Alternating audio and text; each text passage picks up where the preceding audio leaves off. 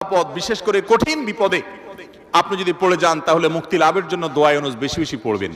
এর পাশাপাশি আরো দুটি আমলে কথা বলতে পারে, যেটা আমার জীবনে বহুবার আমল করে দেখেছি, আমি হাতে হাতে পেয়েছি আলহামদুলিল্লাহ। এক নম্বর হলো দোয়া ইউনুস, আরেকটা হলো ইস্তেগফার।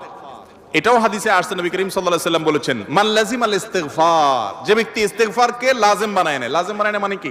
মানে পড়তেই থাকে, থামে না।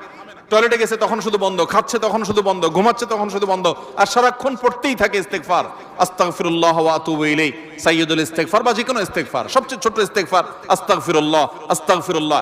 এটা যে পড়তেই থাকে, নবী করিম সাল্লাল্লাহু আলাইহি ওয়াসাল্লাম বলেছেন, তার যে কোনো বিপদ থেকে বের হওয়ার জন্য আল্লাহ তাআলা নিজে পথ দেখায় দেন। এমন ভাবে পথ দেখাবেন সে কল্পনাও করবে না।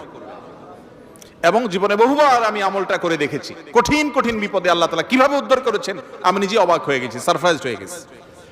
নাম্বার 3, দুরুদ। দুরুদের ক্ষেত্রে